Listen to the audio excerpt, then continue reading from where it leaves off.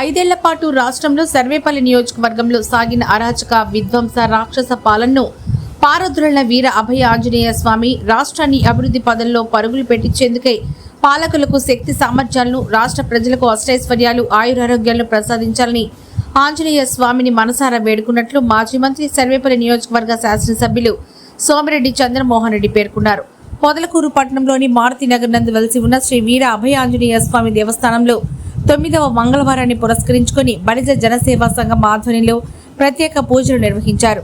సర్వేపల్లి శాసనసభ్యులు సోమిరెడ్డి పాల్గొని స్వామివారికి ప్రత్యేక పూజలు నిర్వహించారు. ఆలయ పండితులు వేద మంత్రాల నడుమ పూర్ణ కుంభంతో స్వాగతం పలికారు. అనంతరం బలిజ జనసేవా సంఘం నేతలతో కలిసి భక్తులకు అన్నదాన వితరణ చేశారు.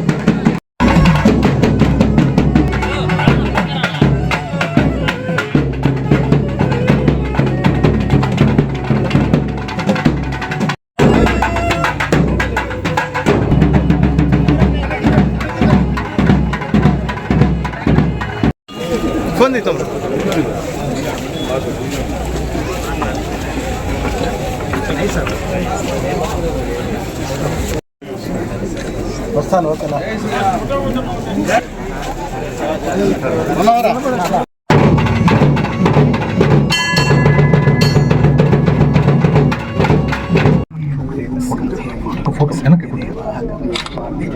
విదేవా ఇదం విశ్వస్య వారః శత సంవత్సర దీర్ఘమాయు. వంకాయ కూర తీసి వంకాయ అభయాంజనేయ స్వామి ఉత్సవం ప్రతి మంగళవారం ఒక్కొక్క కుల ప్రాతిపదికన చేస్తున్నారు. చాలా భక్తిగా చేస్తున్నారు. 14 వారాలంట, 14 మంగళవారాలు ఆంజనేయ స్వామి పూజలు. దీంట్లో ఈరోజు బలిజ కమ్యూనిటీ చేసింది. నేను స్వామి గురించి ఆంజనేయ స్వామి 500 సంవత్సరాలు అయిందంట ఇక్కడ ప్రతిష్ఠింపబడి. అందుకనే లాస్ట్ టైం కూడా వచ్చి రాష్ట్రం అంతా బాగుండాలని కోరుకున్నా. లాస్ట్ ట్యూస్డే ఇప్పుడు 4,30,000 క్యూజిక్లు శ్రీశైలంలో ప్రవాహం వస్తుంది.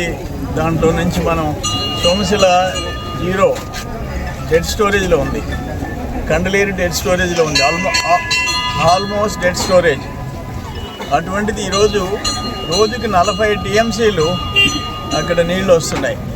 డెఫినెట్గా మనకు కూడా సోమశిలకి కండలేరుకి నీళ్ళు వచ్చే పరిస్థితి ఉంటుంది. నేను 3 డేస్ బ్యాక్ మంత్రి గారికి కూడా లెటర్ పెట్టాను. ఆ రోజే కొంత పోతిరెడ్డిపాడు హెడ్ రెగ్యులేటర్కి వదిలిపెట్టారు కొంత.